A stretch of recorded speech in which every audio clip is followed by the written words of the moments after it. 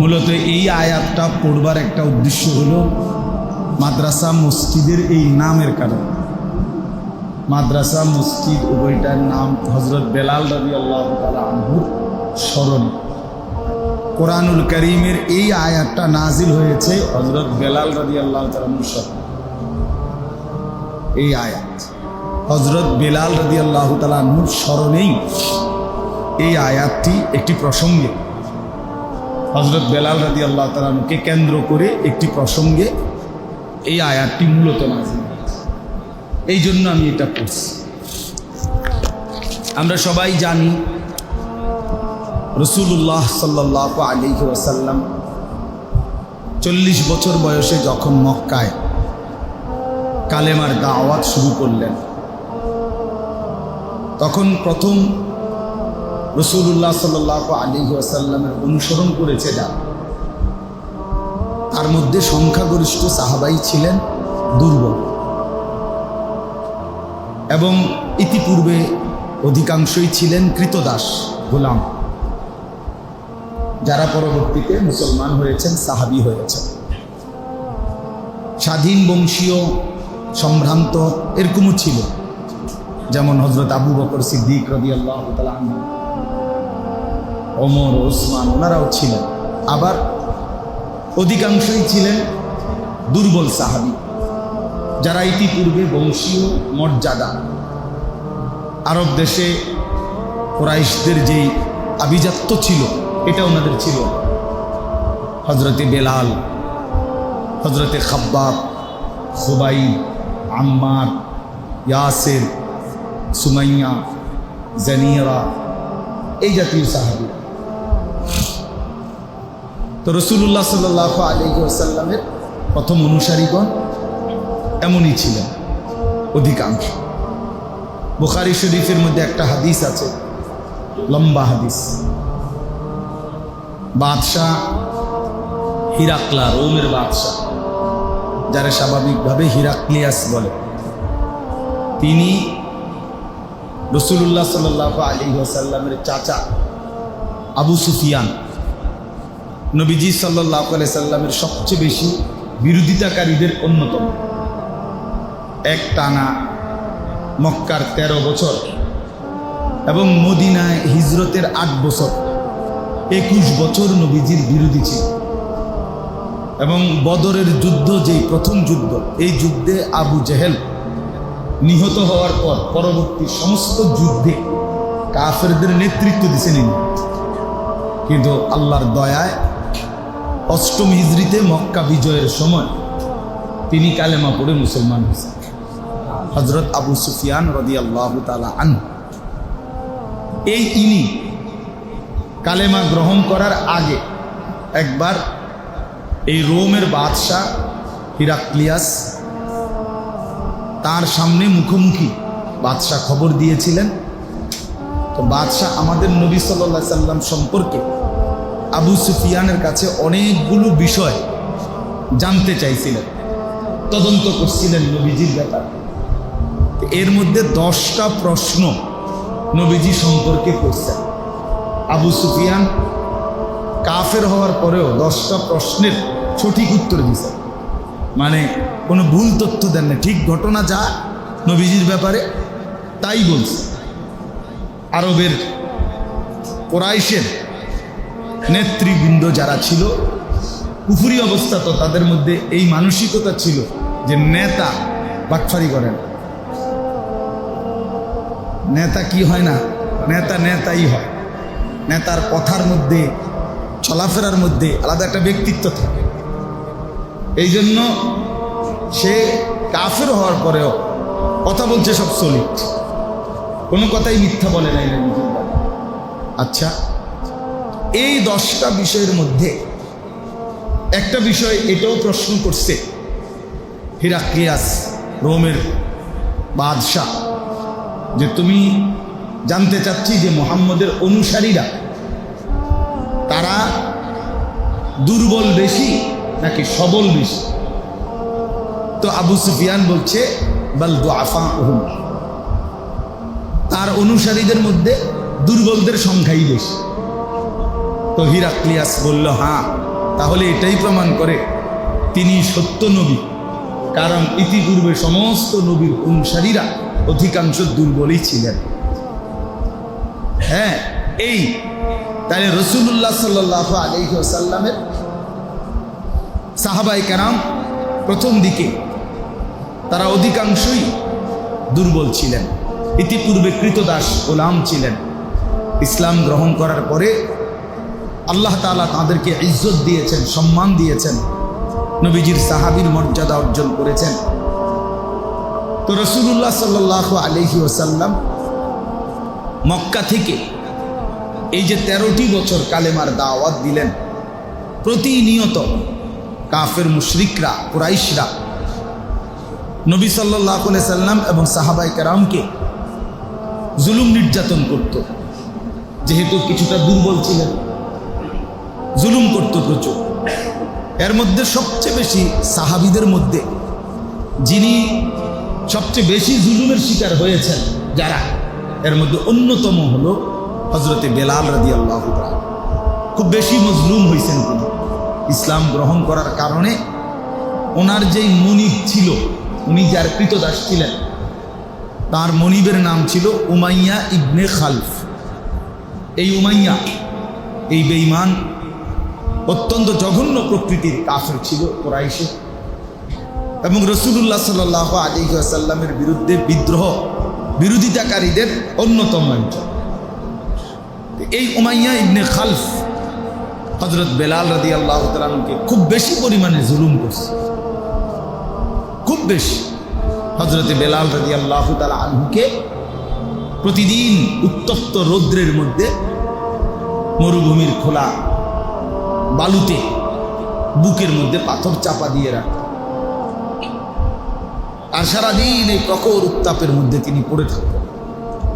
বিকাল হলে সূর্যের তেজ কমে গেলে গলার মধ্যে রশির মতো লাগাইয়া ছেলেরা এই মক্কার পাথুরে কঙ্করওয়ালা, পাথরওয়ালা মাটির মধ্যে, জমিনের মধ্যে টানা হেঁচড়া করত।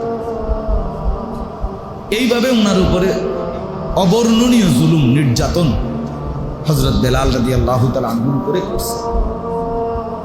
মুমিনের একটা বৈশিষ্ট্য হলো, মুমিনের জীবনে যদি কালেমা, ঈমান কোন ঈমানদারের কলিজার মধ্যে বাস্তবিক অর্থে একবার মজবুতভাবে ঢোকে, সত্য কথা হলো সে গোটা পৃথিবী হারাইয়াও ঈমান আর ছাড়তে চায় না, ঈমান আর ছাড়তে চায়, কালেমা আর ছাড়তে চায়। এজন্য পৃথিবীর ইতিহাসে সর্বযুগেই এটা ইতিহাস। পূর্ববর্তী নবীদের আমলেও যারা কালেমা পড়ছেন, ঈমান এনেছেন, শত জুলুম নির্যাতনের পরেও তারা কোনোভাবেই ঈমান ছাড়েন। এটাই মুমিনের সিফাত। মুমিন সব হারাইতে পারে, ঈমান হারাইতে পারে। কোনো মানুষের জীবনের সর্বশ্রেষ্ঠ নিয়ামত তার ঈমান, শ্রেষ্ঠতম নিয়ামত তার ঈমান। এই আসমান ও জমিনে আল্লাহ তাআলা আমাদেরকে যত কোটি নিয়ামত দিয়েছেন, তন্মধ্যে কোনো মানুষের উপরে সবচেয়ে পূর্ণাঙ্গ নিয়ামত হলো তার ঈমান। ওয়া আসবাগা আলাইকুম নিআমাহু যাহিরাতাও ওয়া বাতিনা। আল্লাহ তাআলা বলেন, আল্লাহ তার বান্দাদের উপরে নিয়ামত পূর্ণ করলেন প্রকাশ্য এবং গোপনে, মানে প্রকাশ্য এবং গোপন সমস্ত নিয়ামত পরিপূর্ণ করলেন। তাফসীরের মধ্যে আছে, কোন বান্দার উপরে আল্লাহ নিয়ামত পূর্ণ করলেন এ কথা বলা হবে কখন, যে সে আল্লাহর পূর্ণ নিয়ামত পাইছে। এটা কখন বোঝা যাবে? যখন সে বেশি করে ভাত খাইতে পারবে। কি বলে?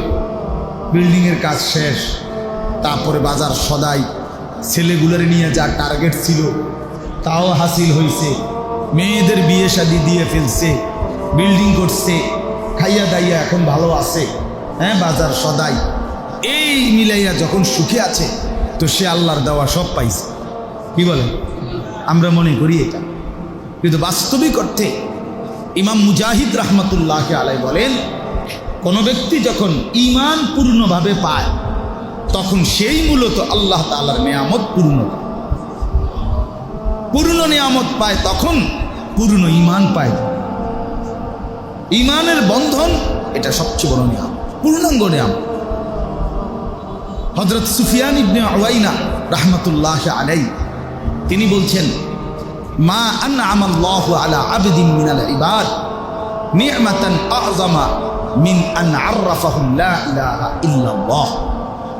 তিনি বলেন আল্লাহ তাআলা তার কোনো বান্দার উপরে আযম, সবচেয়ে বড় যেই নিয়ামতটা দান করেছেন সেটা হলো যাকে আল্লাহ তাআলা কালেমা লা ইলাহা ইল্লাল্লাহর পরিচয় দান করেছেন।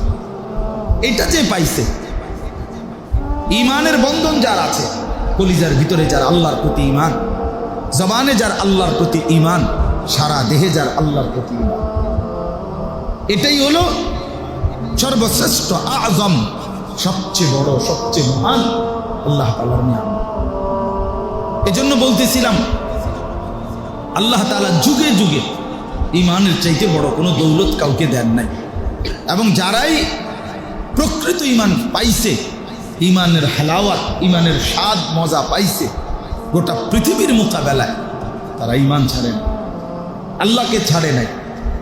কোরআন শরীফে আছে মুসা আলাইহিস সালামের সামনে ফেরাউনের ৭০,০০০ জাদুকর, একজন দুইজন না, ৭০,০০০ জাদুকর, তারা তাদের জাদু দেখাইছিল সাপের মতো বানিয়ে। ফেরাউন মুসা আলাইহিস সালামের হাতের লাঠি তাদের সমস্ত জাদু গিলে ফেলছে। তারা বুঝছে মুসার হাতের লাঠি দিয়ে যেটা দেখাইছে এটা জাদু হইতে পারে, কারণ তারা ৭০,০০০ জাদুকর, পৃথিবী বাসা সমস্ত জাদুর বিদ্যা তাদের কাছে আছে। কাজেই জাদু করে সর্বোচ্চ কি করতে পারে এটা তো তারা জানে, এদূর তো তাদের আইডিয়া আছে। কাজেই তারা বুঝছে এটা নিঃসন্দেহে জাদু নয়, এটা আল্লাহ তাআলার পক্ষ থেকে নিশ্চিত মুসা নবীর মুজিজা। ফলে এই ৭০,০০০ জাদুকর সমস্ত মানুষের সামনে, ফেরাউনের সামনে সেজদা দিয়ে কালেমা পড়ে মুসলমান হয়ে গেছে, ইমানদার হয়ে গেছে। দেখেন আল্লাহ তাআলা তাদের ইমান এত পছন্দ করছে, এই 5 মিনিটের ভিতরে তাদের ইমান আল্লাহ এমন মজবুত করছে কলজার ভিতরে যে আল্লাহ তাআলার এই বান্দারা, ফেরাউন ঘোষণা দিয়েছে আমি তোমাদেরকে গাছের মধ্যে, খেজুর গাছের মধ্যে টাঙ্গাইয়া এরপরে হাত পাও কাইটা কাইটা হত্যা করো, ওয়ালা উসাল্লিবান্নাকুম ফি জুযুআইন নাখ, খেজুর গাছের মধ্যে টাঙ্গামু, এরপরে তোমাদের হাত পাও গিরাগারা কাটবো। তোমরা কেন আমাকে না জিজ্ঞেস করে কালেমা পড়লা, ইমান আনলা কেন? আমি তোমাদেরকে খাওয়াইয়া পড়াইয়া লালন পালন করলাম। এই তখন কোরআনে আছে ৭০,০০০ জাদুকর তখন বলছিল, হে ফিরআউন ফাকদি মা আনতা কাদিন ইন্নামা তাকদি হাদিহিল হায়াতাদ দুনিয়া, আরে বেটা নাফরমান, তো যা মন চায় তা করতে পারো, যাই করবা তুমি, জুলুম নির্যাতন এটা তো শুধু দুনিয়ার এই শরীরটার উপরেই করবা, এই দেহ থেকে যখন রুহু বের হয়ে যাবে এরপরে আর আমগরে ধরবা কেমনে? আমাদের রুহ তো সরাসরি মাওলার জান্নাতে চলে যাবে। ঈমান, ঈমান এতটা মজবুত নিয়ামত, আল্লাহ যাকে দান করে সে গোটা পৃথিবী ভুলে যায়, গোটা পৃথিবী ভুলে যায়। পৃথিবীর সমস্ত স্বার্থ, পৃথিবীর সমস্ত লোভ লালসা সে আর পরোয়া করে না। তো যাই হোক, হযরতে বেলাল রাদিয়াল্লাহু তাআলা আনহু একজন গোলাম, একজন কৃতদাস, একজন হাবশি মানুষ, চূড়ান্ত কালো চেহারার অধিকারী, মক্কার লোক না, মক্কার মানুষ না, উনি তো হাবশার, হাবাসা, ইথিওপিয়া, এখনকার মানচিত্রে আফ্রিকান ইথিওপিয়া একটি দেশ। এই ইথিওপিয়া যেই দেশটা এইটাই হাবশি, হাবাসা আগে বলতো, এখন বলে এইটা। আমি হজ্জের মধ্যে এই ইথিওপিয়ান মুসলমান দেখছি, কথাও বলছি, একদম কালো চেহারা, মৌলানা সাহেব, কালো চেহারা, লম্বা, একদম কালো। কিন্তু আমার অনেকক্ষণ কথা বলাতে দেখছি ওই মৌলানা এত কালো চেহারা, কিন্তু হাসি দিলে মানে মুখ খুল, দাঁত এত সুন্দর, মানে কালোর মধ্যে যেন মানে মুখটা এরকম তো শুনে এত চমৎকার লাগছে কথা শুনে, খুব আখলাকওয়ালা। যাই হোক, তো এই হাবশি তিনি হযরতে বেলাল রাদিয়াল্লাহু তাআলা মক্কার মানুষ না, বাড়ি ঘর আত্মীয় স্বজন বাবা মা কিচ্ছু নাই, এখানে তো ওনার কেউ নাই, উনি একজন গোলাম, একজন কৃতদাস। তো আল্লাহ তাআলা তাকে ঈমানের এতটা স্বাদ দিছে, মজা দিছে, ঈমানের এতটা মজবুতি দান করছে, এই উমাইয়া বেঈমান কাফেরের সমস্ত জুলুম নির্যাতনের মোকাবেলায় উনি শুধু এক কথাই বলে গেছে, আহাদ আহাদ, আল্লাহই এক, আল্লাহই এক, আল্লাহই এক। মানে আমি সব ছাড়তে পারি, জুলুম সইতে পারি, আমার আল্লাহকে ছাড়তে পারি, আল্লাহকে ছাড়তে। আসলেই বাস্তবতা এটা ভাব, আমার জন্য, আপনাদের জন্য, যুবকের জন্য, বৃদ্ধের জন্য, মা বোনদের জন্য। আল্লাহকে ছেড়ে দিলে জিন্দেগির আর কোনো অর্থ থাকে না। আল্লাহকে বাদ দিয়ে অন্য কিছুকে আপন মনে করলে, খুব প্রিয় মনে করলে, আমার বাজার, আমার ব্যবসা, আমার দোকান, আমার ঘর, আমার মোবাইল, আমার বন্ধুদের আড্ডা, আমার বিদেশ, এই কোনো কিছুকে, যে যা কিছুকে আল্লাহকে বাদ দিয়ে বন্ধু বানাইছে, সঙ্গী বানাইছে, এই হয় দোকানের কারণে, নয় ব্যবসার কারণে, নয় চাকরির কারণে, নয় বন্ধুদের আড্ডা দেওয়ার কারণে, নয় তো মোবাইলের আসক্তির কারণে, এরকম কারণে আল্লাহর হুকুম মানতে পারে নাই, না নামাজ পড়তে পারছে, না হালাল হারাম বাইছা রোজগার করতে পারছে, তাহলে তুমি নাফরমান তো নিশ্চিত আল্লাহকেই ছেড়ে দিছে। সামান্য চা বিক্রি করে, বন বিক্রি করে, এবারটার নামাজের টাইম নেই। অটো চালায়, আরে অটো কদ্দুর চালাস বেটা, তুমি বেটারও নামাজের টাইম নেই। সিএনজি চালাও, তোমারও সময় নেই, কারো সময়। মোবাইল টিপতেছে, হেরও সময় নাই। তাহলে কি বুঝা গেল? আল্লাহকে ছেড়ে দিছে, সামান্য দুনিয়াকে বন্ধু বানাইছে। আল্লাহ তাআলা বলেন, মাসালুল লাযীনা ইত্তাখাযু মিন দুনিল্লাহি আউলিয়া কামাসালিল আনকাবুত ইত্তাখাযাত বাইতান ওয়া ইন্না আওহানাল বুয়ুতি লাবাইতুল আনকাবুত লাউ কানু ইয়ালামুন। আল্লাহ তাআলা বলেন, তোমরা যারা আমি আল্লাহকে বাদ দিয়ে অন্য কিছুকে বন্ধু বানাচ্ছ, সেই মানুষগুলো মনে রেখো, তোমরা এক একটা মাকড়সা। যে আল্লাহকে বাদ দিয়ে অন্য কিছুকে বন্ধু বানালো, আল্লাহ বলেন ওই ব্যক্তি হলো একটা মাকড়সা। মাকড়সা, মাকড়সা বুঝছেন না? কিরকম? ওই হাতির মতো, ওই ছোট্ট এই মাকড়সা, ওই লোকটাই হলো মাকড়সা। কেমন মাকড়সা? ইত্তাখাযাত বাইতান, যে মাকড়সা একটি ঘর বানালো বড় যত্ন করে। এই লোকটাও যেন আল্লাহকে বাদ দিয়ে অন্য কিছুকে ধরে যেন একটা মাকড়সার ঘর বানালো।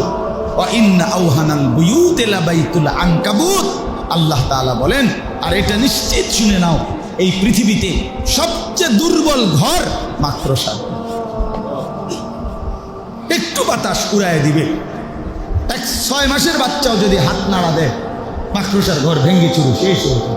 তো আল্লাহ তাআলা বলেন, তুমি এরকম আমি আল্লাহকে বাদ দিয়া যেই দলেরে ধরলা, নেতারে ধরলা, কর্মীরে ধরলা, ক্ষমতারে ধরলা, পদেরে ধরলা, পদবীকে ধরলা, দোকানকে ধরলা, টাকাকে ধরলা, ব্যাংককে ধরলা, তুমি বিদেশকে ধরলা, শরীরকে মনে করলা, স্বাস্থ্যকে মনে করলা, এগুলোকেই তুমি আমি আল্লাহকে বাদ দিয়ে ধরলা। তো তুমি যেন একটা মাকড়সা, যে একটি ঘর বানালা আমারে বাদ দিয়া, আর শুনে নাও অল্প সময়ের ব্যবধানে সেই ঘর ভেঙে চুরে শেষ। তোমার সেই স্বপ্নের পরিকল্পনা সব শেষ হচ্ছে। এই জন্য আল্লাহকে ছাড়তে নাই ভাই, আল্লাহকে ছাড়তে নাই। আজ আমরা সবাই মিলে জিন্দিগির এমন এক জিন্দিগি বানায় নিছি, যে জিন্দিগিতে 24 ঘন্টা মুসলমান হিসাবে আমাদের ফিকির আমরা হওয়ার কথা ছিল আখিরাত। মুসলমান মানেই তার প্রথম নজর আখিরাত, দ্বিতীয় নজর দুনিয়া। কথা ছিল এই, আমারও আপনারও। কিন্তু আজ আমাদের আখিরাত মনে পড়ে কখনো সখনো, দুনিয়া মনে থাকে প্রতিনিয়ত। দুনিয়া প্রতিনিয়ত মনে আছে। ঘুম যাইতে যাইতে দুনিয়ার হিসাব, ঘুম থেকে উঠতে উঠতে দুনিয়ার হিসাব। ঘুম যাইতে যাইতে মোবাইল টিপতে আছে, ঘুম থেকে উঠেই পৃথিবীর প্রথম কাজ মোবাইলটা লগে আছে। শেষ শেক দিছে, সর্বশেষ ঘুমানোর সময় খেয়াল করছে মোবাইলটা রাখছি, আর ঘুম থেকে উইঠা প্রথম হাত দিয়ে চাইছে মোবাইলটা আছে, কারণ তাকে পৃথিবীতে বানানোই হয়েছে এই বড় মোবাইলটার জন্য। সে আল্লাহর এই দুনিয়ায় আসছে এই মোবাইল টিপতে বললাম, তারে পৃথিবীতে পাঠাইছে এই অপদার্থরে শুধু এই মোবাইল টিপতে। নওজোয়ান এটাই মনে করে, নওজোয়ান এই মনে, এই জিন্দিগি মনে করে। আহ, রাত নাই দিন নাই, খামখেয়ালির এক জিন্দিগি, খামখেয়ালির। কোথায় অভিভাবক, কোথায় মা বাপ, কি বানাচ্ছে, কি সাজাচ্ছে, কি গড়ে দিচ্ছে, হ্যাঁ আমি কিছু বুঝি না, আমি কিছু। খাটের ক্ষেত্রে খুব যত্ন রাখছে, সোফার ক্ষেত্রে যত্ন নিছে, খুব মনোযোগ দিছে 2 নম্বর কাঠ যেন না দেয়, একটা ইট যেন বিল্ডিং এর 2 নম্বর না হয়, বালু সিমেন্ট রড সব কিছু 1 নাম্বার, ফুট হইল 3 নাম্বার, জি হইল 6 নম্বর, বেডি হইল 10 নম্বর। বুঝেন না? হায় রে বোকা মুসলমান, খাট বানাইলে এত মজবুত, তোমার স্ত্রী এত বড় নাফরমান কেন?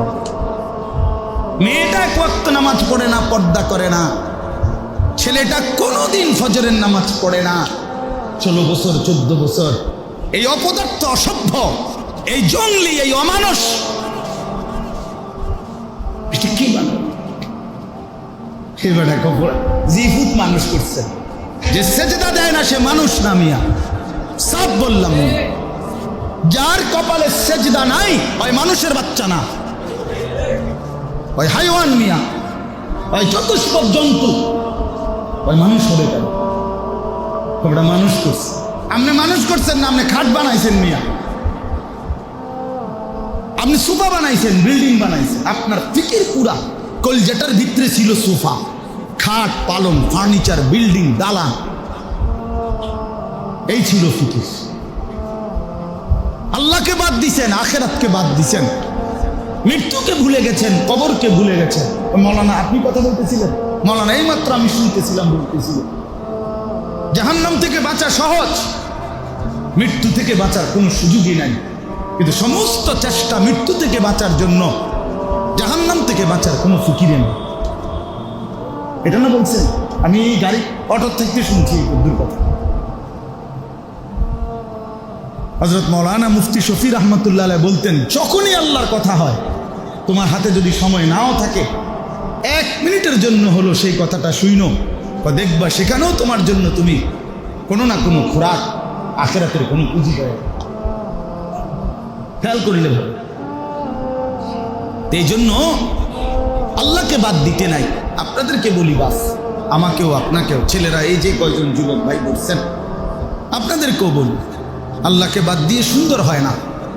যে জীবনে ইসলাম নাই, যে জীবনে আল্লাহর সাথে বন্ধন নাই, ওই জীবনের শৃঙ্খলা নাই, চুলের কোনো স্টেশন নাই, জামারও কোনো স্টেশন নাই, খাওয়ারও কোনো স্টেশন নাই। রাত্র 3টা বাজে গেছে, ঘুমায় না, ঘুমায় না তো আর ঘুমে যায় না, আর শুইছে এবার আর ওড়ে না, পাগলের মাথা খারাপ। বোঝেন না কথা? প্রথম তো শোয়ে না, তো আর শোয়ে না, এবার শুইছে তো আর উড়ে না, 9টা বাজে গেছে, এবার আর উড়ে না, কোনো আগাও নাই, মাথাও নাই, পায়জামাও না, প্লাস্টিক না, অপদার্থ আর কি, অপদার্থ। হায় হায় হায়, এ তো জিন্দিগি না। মুসলমান মানে যার জিন্দিগি সুনিয়ন্ত্রিত, পরিকল্পিত। মুসলমান মানে যে যার প্রতি ঘন্টা মিনিট হিসাব করা, হিসাব করা। আল্লাহ আমাদেরকে বুঝার তৌফিক দান করেন। চলেন তো, এই জন্য বলতেছিলাম, হযরতে বেলাল রাদিয়াল্লাহু তাআলা আনহুকে, লোকটা কৃতদাস, দুর্বল মানুষ, কলিজা ভরা আল্লাহ তাআলা ঈমান দান করছেন। আল্লাহ তাআলা তার পরিচয় তাকে এভাবে দিয়েছেন যে গোটা পৃথিবীর মোকাবেলায়, সমস্ত জুলুমের মোকাবেলায় তিনি শুধু জবান দিয়ে আল্লাহকেই ডাকছেন, আল্লাহর জন্যই জান দিতে চাইছেন। নিকল যায় দম তেরে কদমোं के नीचे यही दिल की हसरत यही दिल की आरज़ू है। আল্লাহ ওয়ালারা বলেন, আল্লাহ আপনার ভালোবাসায় আমার জান আপনার পদতলে কোরবান করে দেব, এটাই তো জিন্দিগির স্বপ্ন, এটাই জিন্দিগির আরজু। দেখেন না এই ফিলিস্তিনের মুজাহিদরা এক একজন সারা পৃথিবীর মোকাবেলা, সারা পৃথিবী তাকায় আছে এত বড় জালেমের মোকাবেলায়, ইসরায়েলের ওই ইহুদি কুত্তাদের মোকাবেলায় এত বড় বড় মুজাহিদ একজনের পর একজন কোনো পরোয়া না করে কলিজার খুন দিয়ে দিচ্ছে, জান দিয়ে দিচ্ছে। নিকল যায় দম তেরে কদমু কে নিচে, আল্লাহর জন্য জান দিয়ে দিচ্ছে, আল্লাহর জন্য জীবন। ঈমান কলিজার মধ্যে বসছে, আল্লাহর জন্য জীবন দিয়ে দিচ্ছে। এজন্য হযরত বেলাল রাদিয়াল্লাহু তাআলা আনহু, আল্লাহ তাআলা ওনাকে মজবুত ঈমান দিছিলেন, দৃঢ় ঈমান দিছিলেন। তো এরপরে নবীজি সাল্লাল্লাহু আলাইহি সাল্লাম এই মক্কার 13 বছর পার করে মদিনায় গেছেন। সংক্ষেপে বলতেছি, মদিনায় যাওয়ার পরে আল্লাহ নবী সাল্লাল্লাহু আলাইহি ওয়াসাল্লাম 6 মাস পর থেকেই আল্লাহর রাস্তায় যুদ্ধ শুরু করছেন আল্লাহর হুকুমে। উদিনা লিল্লাযীনা ইউকাতিলুনা বিআন্নাহুম যুলিমু। আল্লাহ তাআলা মদিনায় হিজরতের 6 মাস পরেই আল্লাহ কোরআনের আয়াত নাজিল করে বললেন, বন্ধু এখন থেকে আল্লাহর রাস্তায় যুদ্ধ করা, জিহাদ করার অনুমতি আপনাকে দেয়া হলো, করেন।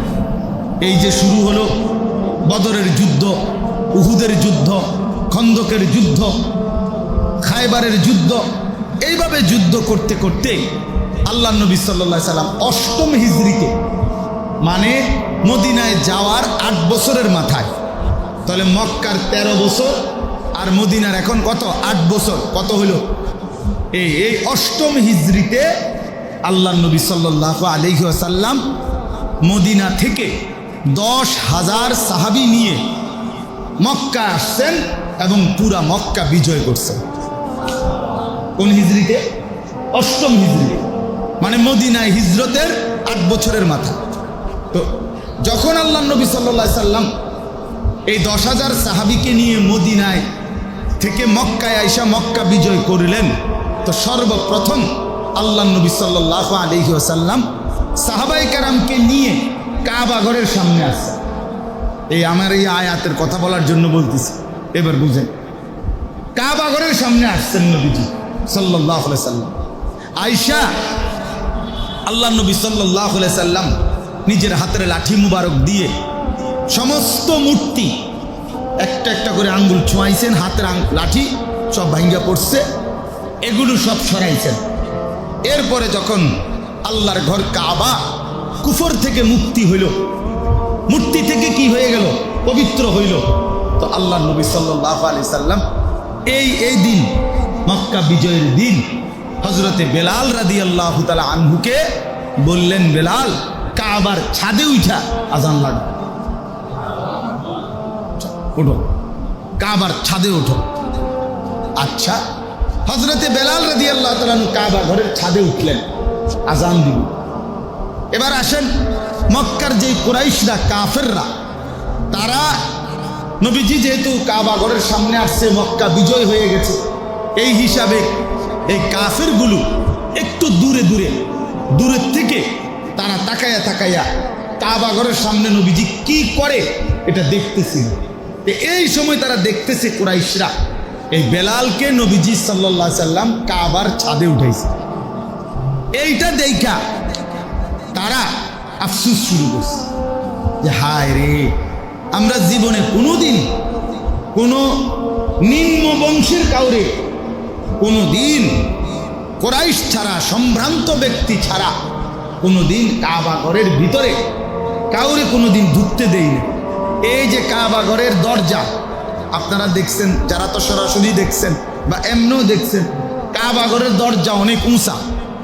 তো হিসাবে কেউ যদি চিন্তা করে এটা তো জানালা হইবার কথা, এত উঁচা তো দরজা হইবে না, দরজা তো থাকবে আরো নিচে, না জানালা না হইবার কথা এটা, কিন্তু এটা তো দরজা মূলত। তো তাহলে এত নিচের থেকে এই দরজার মধ্যে উঠতো কেমনে? স্বাভাবিকভাবে তো এটা দরজা না, তো এটার থেকে তো জানালা না একটু উঁচা হয়। তো মূল বিষয় ছিল মক্কার কুরাইশরা, তাদের নিয়ম ছিল তারা যাকে অনুমতি দিত তার জন্য সিঁড়ি ফেলাইতো, এই সিঁড়ি দিয়া সে উইটা কাবা ঘরের ভিতরে ঢুকতে পারত, সবাই ঢুকার অনুমতি ছিল না।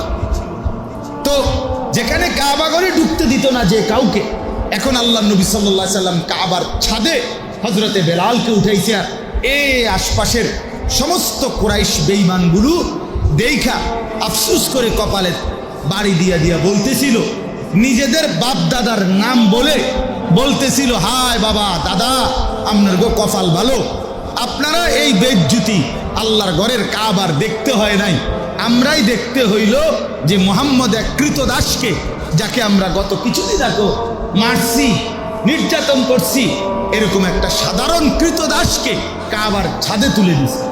কামদা করলো, কাবা ঘরের এত বড় বেজ্জুতি করলো। কথা বুঝছেন কিনা? এইটা তারা চারদিক থেকে বলতেছিল। হযরতে বেলাল আজান দিচ্ছিলেন, আল্লাহ তাআলা রব্বুল আলামিন তিনি কি এই কথাটা শুনছে? কথা বলেন না কেন? এই যে হেরা যে এগুলা বলতেছেন আল্লাহ শুনছে না? তাদের এই কথাটা তো নবীজিও শুনতেছে, আল্লাহও শুনছে, সাহাবায়ে কেরামও শুনছে, সরাসরি আল্লাহ তাআলা এই তখন হযরত জিবরাইলকে পাঠিয়ে আল্লাহ তাআলা বললেন, বন্ধু এই বেঈমানদের এই আফসোস, এই তিরস্কারের জবাব আপনি দিবেন না, বেলালের পক্ষে জবাব আমি দিচ্ছি, আমি দিচ্ছি বেলালের পক্ষে জবাব। এই তখন আল্লাহ তাআলা এই আয়াত নাজিল করে বললেন, ইয়া আইয়ুহান নাস, হে সমস্ত লোক সকল, হে মুমিনগণ তোমরাও শোনো, কাফের বেঈমান তোমরাও শোনো, সমস্ত মানুষ শোনো। মাতবরি করো কেন? অহংকার করো কেন? তুমি কুরাইশ ওইতে কৃতদাস, তুমি মজুমদার ওইতে ফাডারি, ওইতে মিয়া, এইতে খান, ওইতে মীর, ওইতে মজুমদার, কিতাইডি কিসের মাতবরি করো বেটা? ইন্না খালাকনাকুম মিন যাকারিন ওয়া উনসা, আমি তো তোমাদের সমস্ত মানুষকেই একজন পুরুষ একজন স্ত্রী একজন নারী অর্থাৎ আদম এবং হাওয়া এই দুইজন থেকেই তো সকলকে সৃষ্টি করেছি। পাডারিও এখান থেকে, বুইয়াও এখান থেকে, মজুমদারও এখান থেকে, চৌধুরীও এখান থেকে, কুরাইশও এখান থেকে, কৃতদাসও এখান থেকে। এটা অহংকারের কিত্তা করো, মাতবরি করো কেন, বড়াই করো কেন? আমি তো সকলকে সৃষ্টি করেছি একই পুরুষ একই নারী থেকে, ঠিক কি না বলে? এটাই তো সত্য, এটাই তো বাস্তব কথা। ইয়া আইয়ুহান নাসুত্তাকু রাব্বাকুম আল্লাযী খালাকাকুম মিন নাফসিন ওয়াহিদা ওয়া খালাকা মিনহা যাওজাহা ওয়া বাসসা মিনহুমা রিজালান কাসীরান ওয়া নিসাআ। আল্লাহ তাআলা বলেন, হে মানুষ তোমরা আল্লাহকেই ভয় করো, আল্লাহই সর্বপ্রথম তোমাদেরকে সৃষ্টি করেছেন একটি আত্মা থেকে, আদম, তার থেকে সৃষ্টি করেছেন তার স্ত্রী হাওয়া, তার মাধ্যমে এই দুইজনের মাধ্যমে আল্লাহ তাআলা পরবর্তী নারী এবং পুরুষদেরকে এই পৃথিবীতে আবাদ করেছেন, বংশ বিস্তার করেছেন। তো কাজেই এখানে বড়াই করার কোনো সুযোগ নাই, বরং প্রত্যেকেরই বাবা একজন, প্রত্যেকেরই মা একজন, যেই বংশের যেই দেশের যেই অঞ্চলেরই হও না কেন, যেই পদেরই হও না কেন। এবার আল্লাহ তাআলা বলেন, ওয়াজআলনাকুম শুউবান ওয়া কাবাইলা লিতাআরাফু, সবাই যদি একই বাবার একই মার হয় তো এই ভাগ করলেন কেন? এরা কুরাইশ, এরা বনি আদি, এরা বনি তামিম, এরকম বিভিন্ন গোত্রের ভাগ করলেন কেন? এভাবে ওই যে চৌধুরী, মজুমদার, পাটোয়ারি, ভূঁইয়া, মীর, খান এগুলো হইল কেন? তো যেন আল্লাহ জবাব দিতেছে, আরে এই বংশ এবং গোত্র দুনিয়ার পরিচয়ের জন্য, দুনিয়ায় চলতে গিয়ে পরিচয়ের জন্য না আমি এমনি দিছি, পরস্পরের পরিচিতির জন্য, অহংকার গর্ব বড়াইয়ের জন্য নয়, বড়াইয়ের জন্য, হ্যাঁ বড়াইয়ের জন্য না। লিতাআরাফু, তোমাদের পরস্পরের পরিচয়, কোন বাড়ির মেয়ে কোন বাড়ির ছেলের সাথে বিয়ে হইতেছে, হ্যাঁ এই পরিচয়, চাচা, মামা, ফুফা, খালু, যেমন এগুলো তো পরিচয়ের জন্য। চাচা মানে আমার বাবার ভাই, মামা মানে আমার মার ভাই, ঠিক না? এটা কি জন্য? পরিচয়ের জন্য এই শব্দগুলো। এত অহংকার। আমি একটা চাচা বেড়া, কথা সাবধানে কইস, তো কি চাচা হইলে আপনি লেগে সাবধানে কথা কইতেইব, মানে আপনি বলেন না। আমি যদি বলি বেড়া দাঁত ফালাই দেব, বেড়া আমি একটা মামা বেড়া, তো মামা হইলে আপনি দাঁত ফলাই দিবেন। মানে এখানে বড়াইয়ের কি, অহংকারের কি? অহংকারের কিছুই।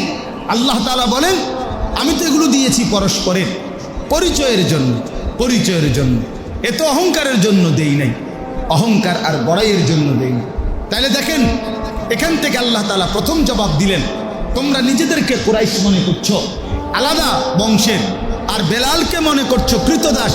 না বেটা, বরং তোমরা যেই বাবার সন্তান, বেলালও সেই বাবার সন্তান। কাজে এই দৃষ্টিকোণে বংশ দিয়া, পরিবার দিয়ে, গোত্র দিয়ে, এলাকা দিয়া, মহল্লা দিয়া কোনো সম্মান মর্যাদার কোনো পার্থক্য হবে না।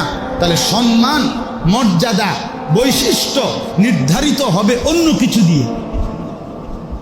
কথা বুঝছেন কি না বলেন? অন্য কিছু দিয়ে, অন্য কিছু। আজকে এই সময়েও এই পৃথিবীতে সবচেয়ে বেশি জাত প্রথা, মানুষের বিভেদ, মানুষে মানুষে উঁচু নিচুর পার্থক্য সবচেয়ে বেশি কোন ধর্মে? হিন্দু ধর্মে। যুগ যুগ ধরে সবচেয়ে বেশি জাত প্রথা, মানুষের বিভেদ, এটা হিন্দুদের মধ্যে। এই ভারতীয় উপমহাদেশে হিন্দুরা আপনার এই বিভেদ যুগ যুগ ধরে, তাদের আর্য অনার্য, তাদের মধ্যে ব্রাহ্মণ ক্ষত্রিয় বৈশ্য শূদ্র, এরপরে অস্পৃশ্য, এরকম তারা বানায় নিছে। কিছু মানুষ তাদের ধর্মে এমন আছে, এরা মানুষ জলজ্জান্ত, কিন্তু এরা যারা ব্রাহ্মণ তাদের ধর্মের, এই ব্রাহ্মণ যদি ওই ওই ওই জাতের মানুষ যদি কেউ ব্রাহ্মণের সামনে আসে আর ব্রাহ্মণের শরীরে যদি তার ছায়াও পড়ে, তাহলে এ অপবিত্র হয়ে যায়, তার বিচার হয়। এখনো ইন্ডিয়াতে এমন অনেক মন্দির আছে যেখানে নিম্ন জাতের কাউকে তারা ঢুকতে দেয় না। নিকৃষ্ট, একদম বহুতই নিকৃষ্ট। এই জাত প্রথা তাদের মধ্যে সবচেয়ে বেশি। তারা আপনার এই নিজেদের মধ্যে এই ভাগ করে নিছে মানুষের মধ্যে। ব্রাহ্মণ চিরদিন ব্রাহ্মণ, ব্রাহ্মণের ফুত নাতি যদি একেবারে গণ্ডমূর্খ হয়, এরপরও ফুজার ফরা ওই যে মন্ত্রপাঠ এটা হেতে করি, হ্যাঁ এটা নিয়ম হেতের মিয়া। ওই বলদ যদি হয়, ওই বলদেই পড়বে। কিন্তু আপনার তাদেরই ওই নিম্ন বংশের কেউ যদি মহাপণ্ডিত হয়, নামের বেল নেই, আমি তো ব্রাহ্মণ না। কথা বুঝছেন? এই যে মানুষের এই বিভাজন, এটা তো কাফেরদের মধ্যে, এটা মুসলমানের মধ্যে না। মুসলমানের আমরা কিতাবে পড়ছি, সুলতান মাহমুদ গজনভি রহমতুল্লাহ আলাই এই পৃথিবীর একজন বিখ্যাত বাদশাহ ছিলেন ভারতীয় উপমহাদেশে, যিনি আফগান সীমান্ত থেকে এসে 17 বার ভারত আক্রমণ করে ভারত বিজয় করছিলেন। পুরা ভারতীয় উপমহাদেশের হিন্দু রাজা বাদশাহ যারা থরথর করে কাঁপত ওনার নামে, সুলতান মাহমুদ। কিন্তু উনি যখন নামাজে দাঁড়াইতেন তখন ওনার যে গোলাম ছিল, গোলামের নাম ছিল আয়াজ। এই মাহমুদ তার গোলাম আয়াজকে নিয়েই একসাথে আল্লাহর জন্য নামাজে দাঁড়িয়ে যেতেন। তখন অন্যরা মাঝে মধ্যে মন্তব্য সমালোচনা করত, এত বড় বাদশাহ এক সামান্য গোলাম নিয়ে নামাজে দাঁড়ায়, এখানে দাঁড়াবে তো মন্ত্রী মিনিস্টার উজির নাজির, এরা দাঁড়াবে না। তিনি বলতেন না, এটা আল্লাহর ঘর, এখানে কোনো আলাদা কেউ গোলাম না, এখানে আলাদা কেউ মনিব না, সবাই এক মনিবের গোলাম। এক হি সফ মে খাড়ে হো মাহমুদ ও আয়াজ, না কুই বান্দা রাহা না কুই বান্দা নামাজ। এই জন্য আসেন এইবার, তাইলে আমি আপনি এখন হযরতে বেলালের এই কথার থেকে আল্লাহ জবাব দিছে কিয়ামত পর্যন্তের জন্য বংশ গোত্র পরিবার গায়ের রং ভাষা কাঁটা তার ইত্যাদি কোনো জিনিস মর্যাদার কোনো ভিত্তি না। সাদা চামড়াওয়ালারা মর্যাদাবান, আর কৃষ্ণাঙ্গ কালো চেহারাওয়ালারা এদের কোনো মর্যাদা নাই। এই পৃথিবীতে সবচেয়ে বেশি ইউরোপের মধ্যে একটি বিভাজন, আপনার এই হিন্দুদের যেরকম বিভিন্ন জাত প্রথা, ইউরোপের মধ্যে মানুষের একটা বড় বিভাজন হলো শ্বেতাঙ্গ এবং কৃষ্ণাঙ্গ, মানে সাদা চেহারা এবং কালো চেহারা। এইখানে একটা বিশাল বড় তাদের ডিস্টেন্স আছে। যুগ যুগ ধরে তারা এইটাকে খুব গুরুত্বপূর্ণ মনে করে। আঞ্চলিকতা, যে আমরা যারা এই সীমানার মধ্যে আছি, আমরা এক আবার তারা আরেক না, বরং আল্লাহ তাআলা বলেন ইন্না আকরামাকুম ইনদাল্লাহি আতকাকুম। এই কথাটাই আজকের কথা আমার জন্য, আপনাদের জন্য। আল্লাহ তাআলা বলেন প্রকৃত অক্ষে সর্বোচ্চ সম্মানিত, মর্যাদাবান, ইজ্জতওয়ালা হচ্ছে সে যত বেশি তাকওয়াবান, যে অর্থাৎ আল্লাহকে যে যত ভয় করে, গুনাহ থেকে যে যত বেঁচে থাকে, আল্লাহর ইবাদতে যে যত বেশি লেগে থাকে, আল্লাহর কসম আল্লাহ বলে সেই আল্লাহর নিকট দামি, সেই আল্লাহর নিকট মর্যাদা। আকরামাকুম সেই সম্মান, আকরাম, আতকাকুম আতকা, আতকাকুম। এজন্য আজকে আল্লাহ তাআলা বলেন ইন্নাল্লাহা আলিমুন খাবীর। প্রতিটি মানুষের অবস্থা আমি জানি, প্রতিটি মানুষের সমস্ত বিষয় আমি খবর রাখি। অতএব বান্দা এটা মনে রাখো যে তোমাদের মধ্যে যদি নিজস্ব দুনিয়ায় জামা, শরীর, কাপড়, বংশ, দালান, বিল্ডিং, টাকা, গাড়ি, বাড়ি দিয়ে সম্মান মর্যাদা নির্বাচিত হয় না। সম্মান এবং মর্যাদা, ইজ্জত, নবীজি বলছে লা ফাদলা লি আরাবিয়্যিন আলা আজামি। কোনো ব্যক্তি আরব দেশের না, অনারব, যেমন আমরা। আল্লাহ নবী সাল্লাল্লাহু আলাইহি সাল্লাম বলেন কোন আরবি লোক তার আলাদা কোনো মর্যাদা নাই অনারবের উপরে, কোনো কালো ব্যক্তির উপরে সাদা ব্যক্তির কোনো আলাদা মর্যাদা নাই। ওয়ালাকিন্নাল ফাদলা বিত্তাকওয়া, মর্যাদা শুধুই কেবল তাকওয়ার ভিত্তিতে। কিসের ভিত্তিতে বলেন? এই কথাটাই শেষ, বলেন কিসের ভিত্তিতে? তাকওয়ার ভিত্তিতে। এখন তাকওয়া কি জিনিস? তাকওয়া হলো এই, আজকে এই তো কথাটাই মনে রাখবেন, 3 জিনিস যার মধ্যে আছে। 1 নাম্বার, নিজেকে সমস্ত গুনাহ থেকে যে সর্বাত্মক বাঁচিয়ে রাখে। 2 নাম্বার, নিজেকে সর্বাত্মক যে আল্লাহ তাআলার হুকুম পালনে লাগিয়ে রাখে। 3 নাম্বার, যার কলিজার মধ্যে সর্বদা আল্লাহ তাআলার ভয় থাকে, গুনাহ থেকে নিজে বাঁচিয়ে থাকে, ইবাদতে লেগে থাকে, আল্লাহ তাআলাকে সর্বাত্মক যে ভয় করে, সর্বাত্মক যে ভয় করে তাকেই বলে মুত্তাকি। আর আল্লাহ বলেন আমি এটাই চাই। গুনাহ থেকে বাঁচলো কে কে, ইবাদতে লেগে থাকলো কে কে, আমি আল্লাহকে ভয় করলো কে কে, এর ভিত্তিতে দেখবা হাসরের ময়দানে আল্লাহ বলেন তোমাদের এই সমস্ত কুরাইশের চাইতে আমার কালো বেলাল অনেক ঊর্ধ্বে উঠে যাবে, অনেক দামি হয়ে যাবে। আমার শায়েখ আল্লামা মুফতি মুশতাকুর নবী সাহেব অনেক সময় বলে যে দুনিয়াবাসী মনে রেখো, আজকে যাকে তুমি ফকির মনে করছো সে যদি আল্লাহ তাআলার উপরে তাকওয়া ঠিক রাখে, ইবাদত আর বন্দিগি গুনাহ থেকে বাঁচিয়ে রাখে নিজেকে, তো মনে রেখো আজকে তাকে ফকির মনে হয়েছে, চোখটা বন্ধ হইলেই সে বাদশাহ। আর আজকের বাদশাহ কিন্তু আল্লাহর নাফরমানি করে কাটাইছে, চোখটা বন্ধ হলেই সে ফকির। এজন্য আমরা প্রত্যেকে ইনশাআল্লাহ নিয়ত করি, প্রত্যেকেই নিয়ত করি গুনাহ থেকে বাঁচব। বলেন ইনশাআল্লাহ, গুনাহ থেকে বাঁচব, এটা আমাদের ফিকির। আমরা যদি এই ফিকিরটা করি তাহলে আমাদের ভালো হবে। আমরা এটা বুঝতেই চাই না। আরে মুসলমান ভাই, আমার জিন্দগিটাই আমরা বুঝতে চাইলাম না। এত ওয়াজ, এত বয়ান, এত নসিহত, আহা, জুম্মার এত আলোচনা, কারে বলে, কোথায় বলে, কেন বলে, কেউ ভাবতে চান না। আপনারা সবাই নিজের মতো করে জিন্দিগিটাকে বানায় নিছে। কেউ মোবাইল দেখে দেখে, কেউ টেলিভিশন দেখে দেখে, কেউ আশেপাশের মানুষের চালচলন দেখে দেখে। না রে বাপ, আল্লাহ তাআলা আমাদেরকে 4টা দৌলত দিছেন, 4টি নিয়ামত দিছেন আল্লাহ আমাকে, আপনাদের এখানে আমরা যারা বসছি আমাদের প্রত্যেকের কাছে সর্বশ্রেষ্ঠ 4টি নিয়ামত আছে। 1 নাম্বার আমাদের আল্লাহ, 2 নাম্বার আমাদের মুহাম্মাদুর রাসূলুল্লাহ, 3 নাম্বার আমাদের কোরআন, 4 নাম্বার আমাদের ইসলাম। আমাদের আল্লাহ সর্বশ্রেষ্ঠ, আমাদের রসুল সর্বশ্রেষ্ঠ, আমাদের কিতাব কোরআন সর্বশ্রেষ্ঠ, আমাদের ধর্ম ইসলাম সর্বশ্রেষ্ঠ। সর্বশ্রেষ্ঠ 4টি নিয়ামত আমাদের কাছে থাকার পরেও আমরা নষ্ট হব কেন? আমরা কেন জাহান্নামী হব? আমরা কেন চরিত্রহীন হব? আমরা আল্লাহকে ভুলবো কেন, চিনবো না কেন? কিসের অভাবে? কি ছিল না আমাদের? কি ছিল না বলেন ইনসাফের সাথে। আজকের পৃথিবীতে বিশ্বাস করেন যারা খ্রিস্টান, এই যে গোটা ইউরোপ, কোন খ্রিস্টানের কাছে, সারা পৃথিবীর কোন বেঈমানের কাছে, খ্রিস্টানদের কাছে ঈসা আলাইহিস সালামের উপরে নাজিলকৃত যেই ইনজিল, মানে যেটা আল্লাহ নাজিল করছেন, ওই ওই কিতাবটা বা ওইটার কোনো কপি আল্লাহর কসম সারা পৃথিবীর কোনো খ্রিস্টানদের কাছে নাই, একটা কপিও না, কারণ মাটির তলেও নাই, সামদের দেশেও নাই, কোনো জাদুঘরেও নাই, কোনো সংরক্ষিত কপিও নাই। এই যে এটা তারা এখন কিতাবুল মুকাদ্দাস কখনো নাম দেয়, কখনো ইনজিল শরীফ, কখনো বাইবেল শরীফ, এটা পুরাটাই তাদের বানোয়াটি, নিজেরা বানায়, নিজেদের বানানো।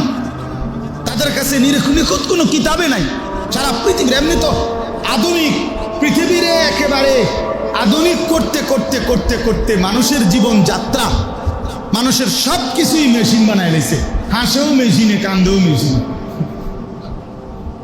জিন্দিগি পুরাটাই রোবোটিক বানায় ফেলছে, সব কিছুতেই আধুনিকতার।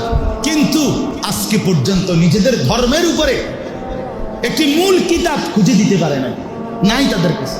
আমি উত্তরবঙ্গ গেছি আগস্ট মাসে, তো আমি চিল্লায় ছিলাম উত্তরবঙ্গ দিনাজপুরে। চল এই চিল্লায় আপনার 26 জন সাথী নিয়েছিলাম, 16 জন আমার সাথে জামাতে আমাদের আলেম ছিলেন, আর 3 জন ডাক্তার ছিলেন। আমাদের ডাক্তার মাহবুব মুর্শেদ সাহেব, আমার আমির সাহেব, ডাক্তার সাহেব ছিলেন আমাদের আমির, ডাক্তার মিজানুর রহমান, ডাক্তার শওকত, আর আমরা 16 জন ছিলাম আলেম। তো ওইখানে দেখছি এই দিনাজপুর জেলার মধ্যে প্রতিনিয়ত, বিশ্বাস করেন আমরা 10টা উপজেলায়, আমি 40 দিনে গেছি, 10 উপজেলায় মেহনত করছে, আল্লাহ করাইছে।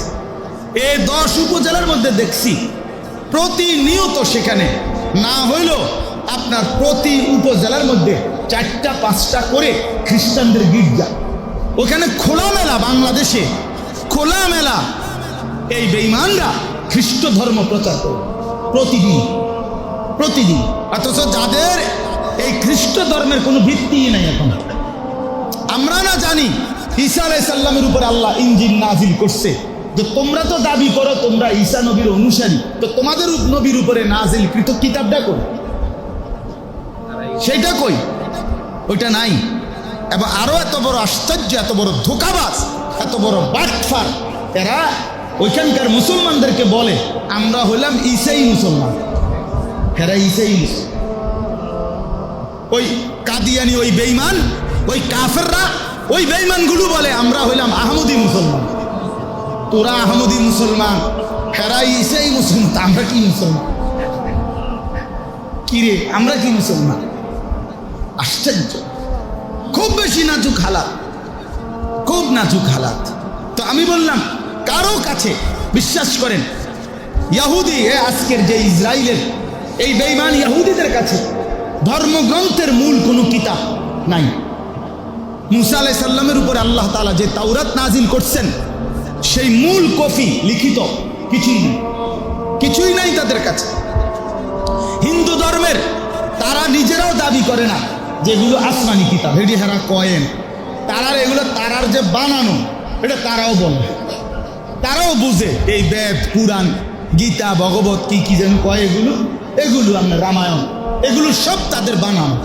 তাইলে ইহুদিদের কাছে আসমানি কিতাব বর্তমানে নাই, খ্রিস্টানদের কাছে আসমানি কিতাব নাই, হিন্দুদের কাছে আসমানি কিতাব নাই, কিন্তু আমাদের কাছে ছিল। বাপ, আমাদের 30 পারা কোরআন সেই প্রথম দিন থেকে 40 বছর বয়সে গারে হেরাতে যেই শব্দে নাজিল হয়েছে, আল্লাহ কসম আজকে পর্যন্ত সেই শব্দে হুবহু কোরআন আছে।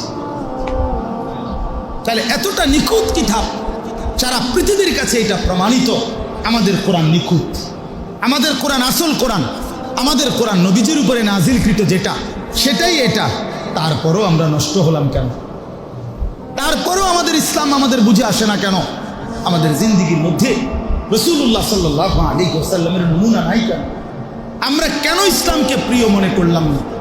নবীজি সাল্লাল্লাহু আলাইহি সাল্লামের, যুবক ভাই তোমাদেরকে বলছি ভাই, রাসূলুল্লাহ সাল্লাল্লাহু আলাইহি সাল্লামের একটা সুন্নাত, এক সুন্নাত যদি আমারই প্রিয় না হয়, মিসওয়াক যদি আমারই করতে মনে না থাকে, তো এটা কার জন্য নবী বলেছে?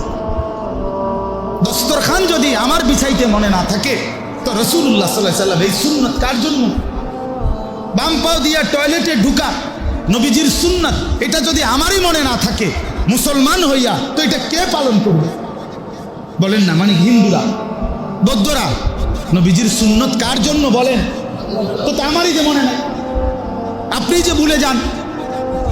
বলেন, আল্লাহ নবী সাল্লাল্লাহু আলাইহি সাল্লাম দাড়ি কাটতে এতবার নিষেধ করলেন, এতবার সরাসরি বললেন এটা মুশরিকের চিহ্ন, এটা বেঈমানের চিহ্ন। আপনি এটা বুঝলেন না কেন? কেন বুঝলেন না আপনি এটা? আপনি বললে হুজুরের সাথে রাগ করেন, হ্যাঁ হুজুর আর কথা নাই, আরে নি আরো কথা আছে, আগে এত কথা কইছি না। কথা বলেন না কেন? ও 6টা 20 থেকে তো কথা বলতেছি, তো প্রথম দিকে কি দাড়ি করছিলাম? তারও কথা তো আছে। তাইলে আফসোসের বিষয়, প্রতিনিয়ত আমরা রাসূলুল্লাহ সাল্লাল্লাহু আলাইহি ওয়াসাল্লামের সুন্নাত আমাদের কাছে পছন্দ হয় না। আমরা সমস্ত কিছুতে একটা একটা করে রসুলের তরিকা, ইসলামের তরিকাটাকে বাদ দিয়া ওইটার জায়গার মধ্যে সামাজিক কুল প্রথা, মানুষের একটা বিয়ের অনুষ্ঠান গেলে মুসলমানের এখন হায় আফসোস, এখানে পুরাটা বিয়ের মধ্যে আপনি যদি ওই করোনা টেস্ট করে যেই মেশিন দিয়ে, এটা সবচেয়ে সূক্ষ্ম, এটা কোনো ডাইরেক্ট আলটা মেশিন না, আরো ডেয়ারিং মেশিন, বুঝেন নাই? করোনা টেস্ট করতো যেই মেশিন দিয়া, এটা কোনো জ্যানতেন মেশিন না। ওই মেশিন দিয়েও যদি চেক করে পুরা বিয়ের অনুষ্ঠানে, তাইলে মুসলমানের বিয়েতে রাসূলুল্লাহ সাল্লাল্লাহু আলাইহি ওয়াসাল্লামের সুন্নাতটা কোথায় খুঁজেও পাওয়া যায়? খুঁজেও গায়ে হলুদ, এটা রাসূলুল্লাহ সাল্লাল্লাহু আলাইহি ওয়াসাল্লামের সুন্নাত। 70,000 1 লাখ টাকার এই গেট, এটা রাসূলুল্লাহ সাল্লাল্লাহু আলাইহি ওয়াসাল্লামের সুন্নাত। হ্যাঁ, তাই আপনি প্রাইভেট কারটা যে এতগুলো ফুল দিয়া সাজাইলেন, আমি বহুবার জিজ্ঞাসা করছি আমার জীবনে যে ভাই বিয়ে কার? বিয়ে কার? কয় যে এই ছেলের বিয়া। আমি বলি আমার তো মনে হয় বিয়ে প্রাইভেট কারে। বহু জায়গায় বলছি মসজিদে, আরে বিয়ে তো প্রাইভেট কারের বিয়া, কারণ ফুল দিয়া সাজাইছে প্রাইভেট কারে বিয়ে করবো হেইতে। এত বড় তার সারা সিরা পাগল আমার দৃষ্টিতে আর কেউ নেই। মাতাল যদি বুঝি মানুষ এত মাতাল হয় কিরে বেওকুফ, বিয়ে করে এইতে ফুল দিয়া সাজায় প্রাইভেট কারে, এরকম আহাম্মক মানুষ কেন হয়? এত বোকা মানুষ হবে কেন? বিয়ে করাবেন ওরে না প্রাইভেট কারে না বিয়ে করাবেন একটা সিএনজির লগে। আস্তাগফিরুল্লাহ, আস্তাগফিরুল্লাহ। বহুতই আফসোস, বহুতই আফসোস। পুরাটা অনুষ্ঠান একটা হাইয়েসের মধ্যে 12-14 জন ছেলে মেয়ে নারী পুরুষ একলগে উঠে গেছে। পুরাটা প্যান্ডেলের ভিতরে বেটা বেটি একলগে খাইতেছে, মেয়েটারে সাজাইতেছে। বরের পক্ষের একটার পর একটা ছেলে গিয়ে গিয়ে মোবাইলে ছবি তুলতেছে। হায় আস্তাগফিরুল্লাহ। আরে নাফরমান মুসলমান, ইসলাম কোথায়? সুন্নাত কোথায়? হ্যাঁ, আমি একবার বললাম এক জায়গায় যে আপনারা বলেন এখন তো আমি ছেলেটাকে কবুল করাইলে নবী সাল্লাল্লাহু আলাইহি সাল্লাম একটা দোয়া পড়তে বলছে। এই যারা বিবাহের কবুলটা শুনে ছেলের মুখে, তখন নবীজি একটা দোয়া সবাই নিয়ে পড়তেন। এই দোয়াটা কি কর? কেউ জানে না। আপনি খবর নেন, কেউ বলতে পারবে না। বরঞ্চ কি নিজেরা নিয়ম বানায় নিছে, এই বেটা বিয়ার কবুল বললেই তারে এই খারো খারা সালাম দে, সালাম বিয়ে করছো সালাম দে। বাহ, বিয়ে করলে সালাম দিতে হবে? সালাম তো ছোটবেলা থেকে দিতে হবে, বিয়ে করলে সালাম দিবে কেন? বিবাহের সাথে তার সালামের কি সম্পর্ক? বলেন না। সম্পূর্ণ একটি অযৌক্তিক ফালতু বিষয় এটার মধ্যে যোগ করে বলে সালাম দেওয়া খারাপ নি না, সালাম দেওয়া খারাপ না, আমি বলছি নি খারাপ, কিন্তু এখানে তো নির্দিষ্ট দোয়া আছে। কথা বুঝেন নাই আপনার? বারাকাল্লাহু লাকা ওয়া বারাকা আলাইকা ওয়া জামাআ বাইনাকুমা ফি খাইরিন, এখানে তো নির্ধারিত দোয়া আছে যে এই দোয়াটা নবীজি পড়তেন সবাইকে নিয়ে। আপনি ওই দোয়াটা না পড়বেন, আপনি ওই দোয়াটা না শুনবেন। তার মানে জীবনের সব জায়গায় আমাদের ফিকির হলো আল্লাহ নবী সাল্লাল্লাহু আলাইহি সাল্লামকে ত্যাগ করা, ইসলামকে ত্যাগ করা, কোরআনকে ত্যাগ করা। তো তাকওয়া হবে কিভাবে? আখিরাতের মুক্তি মিলবে কিভাবে? কোরআনুল কারীমের মধ্যে আল্লাহ তাআলা বলছেন, বাবা আল্লাহ বলছেন আমি জান্নাত বানাইছি কার জন্য জানো? উইদ্দাত লিল মুত্তাকিন, আমি মুত্তাকিদের জন্য জান্নাত বানাইছি।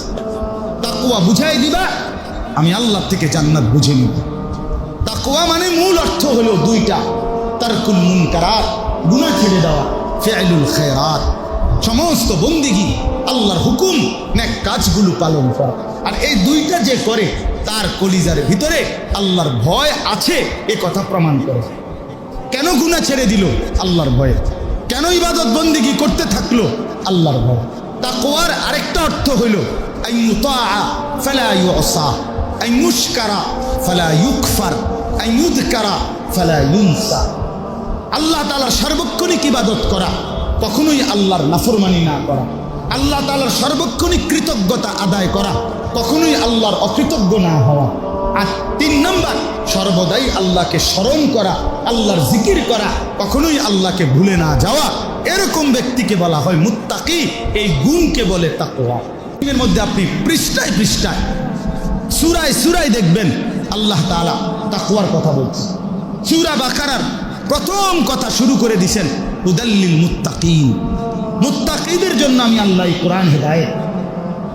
যারা আমার রাস্তায় চলতে চায়, যারা গুনাহ থেকে বাঁচতে চায়, যারা নেক আমলে থাকতে চায়, যারা জান্নাত পেতে চায়, আল্লাহ বলেন কোরআন তাদের জন্য দিলাম। তোমাকে মুত্তাকি বানাবা তুমি, চলো কোরআন হাতে নাও, এটা তোমাকে মুত্তাকি বানায় দিবে, এটা তোমার জান্নাত পর্যন্ত পৌঁছায় দিবে।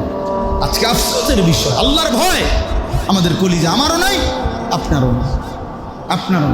আমরা কিতাবে পড়ছি হযরত ওমর রাদিয়াল্লাহু তাআলা আনহুর জামানায় যখন তিনি খলিফা ছিলেন, তখন একদিন তিনি লম্বা দূরে এক জায়গায় সফরে গেছেন।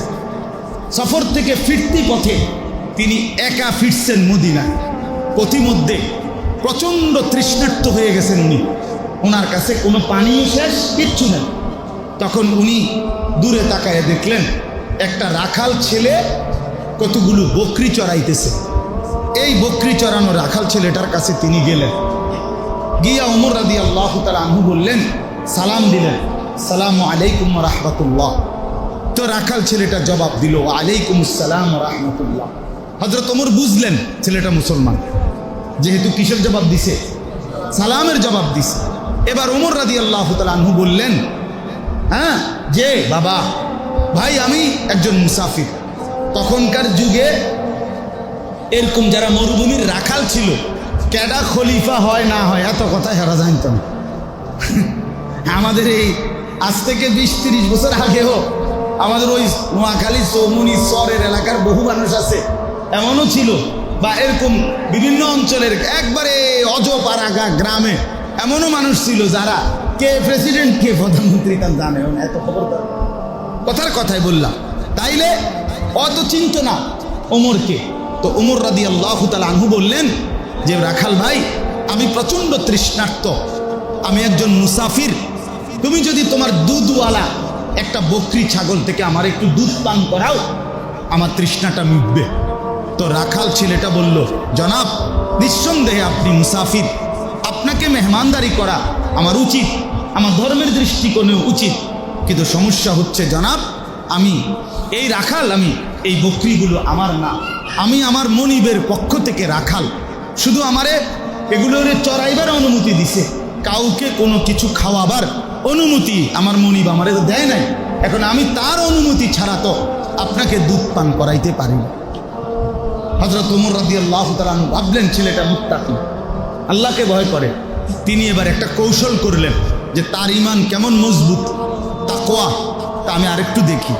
হযরত ওমর রাদিয়াল্লাহু তাআলা আনহু এবার বললেন যে, হে রাখাল, এক কাজ করো, দুধওয়ালা একটা বকরি আমাকে বিক্রি করে দাও, বেচে লাও আমার কাছে, কিছু টাকা দেব, আর তুমি আমারে দুধওয়ালা একটা বকরি দিয়ে দাও, তোমার লাভ হবে, তুমি কিছু টাকা পাবা দিরহাম, আর আমার একটা বকরি হলে আমি বাকি রাস্তাটা চলতে চলতে এই বকরির দুধ পান করে আমি আমার সময়টা, তৃষ্ণাটা মিটাইতে পারবো, আমার জান বাঁচবে, আর তোমারও কিছু টাকা হবে। সমস্যা থাকবে শুধু একটা, যে তুমি তোমার মনিবের কাছে একটা বকরির হিসাব দিবা কেমন? তুমি তো রাখাল, যে যার বকরিগুলো তারে গিয়ে কইবা কি যে একটা বকরি কই, ওইটা কোনো সমস্যা না, তুমি বলবা এতগুলো বকরি জঙ্গলের পাশে চালাইতে গেলে, চড়াইতে গেলে এরকম 2-1টা হারায়। কথা বোঝেন নাই? 1-2টা হারাইতেই পারে, কোন দিকে গেছে গা আমি আর পাই নাই, এইটা বললে তোমারে কিছুই বলবে না তোমার মনি, এটা যুক্তির কথা যে এরকম 1-2টা হারাইতেই। আল বিদায়া ওয়ান নিহায়া কিতাবে হাফেজ ইবনে কাসির রাহমাতুল্লাহ এই ঘটনা লিখছেন। এই এদ্দুর বলার পরে ওমর রাদিয়াল্লাহু তাআলা ছেলেটা তো ওমরকে চিনে না, কিন্তু সাথে সাথে ছেলেটা খুব জোর আওয়াজে চিৎকার দিয়া বললেন, ইয়া হাযা ফাআইনা আল্লাহ। এই মিয়া, এই মিয়া, তাইলে আল্লাহ কোথায়? আল্লাহ কোথায়? ফাআইনা আল্লাহ। তোমারে না ফাঁকি দিলাম, গোটা পৃথিবীবাসীকে ফাঁকি দিলাম, আমার মনিবকে ফাঁকি দিলাম, ওই আসমানওয়ালা তাকে ফাঁকি দেব? তাকে ফাঁকি দেব? হযরত ওমর রাদিয়াল্লাহু তাআলা আনহু জড়িয়ে ধরে ওই যুবককে বললেন, যুবক, তোমার মতো নওজোয়ান মুসলমানের ধর্মে যতদিন থাকবে ততদিন ইসলামকে কেউ ঠেকাইতে পারবে না। তাকওয়া চাই, মুত্তাকি এমন হওয়া চাই যে আল্লাহকে সর্বদা ভয় করে, রাতের অন্ধকারেও দিনের আলোতেও, একাকিতেও প্রকাশ্যে। পুরা কোরআনুল কারীমের মধ্যে আল্লাহ তাআলা বলছে, বান্দা গুনাহ থেকে বাঁচবার মজবুত সিদ্ধান্ত নাও, বন্দেগী করবার সিদ্ধান্ত নাও। বলে আমি সব গুনাহ ছাড়তে পারবনি, আমি সব বন্দেগী করতে পারবনি। আল্লাহ বলেন, তুমি ছাড়বানি এটা আগে কও, তুমি আমল করবানি এটা আগে সিদ্ধান্ত দাও। তো আমি আল্লাহ ইয়াজআল লাকুম ফুরকানা, তোমার অন্তরে গুনাহ থেকে বাঁচবার মতো, শক্তি হওয়ার মতো, ইবাদত করার মতো শক্তি সম্পূর্ণ একটি ফুরকান, একটি বাতি, একটি পার্থক্যকারী থার্মোমিটার, অ্যাটম শক্তি আমি কলিজার মধ্যে দিয়ে দেব।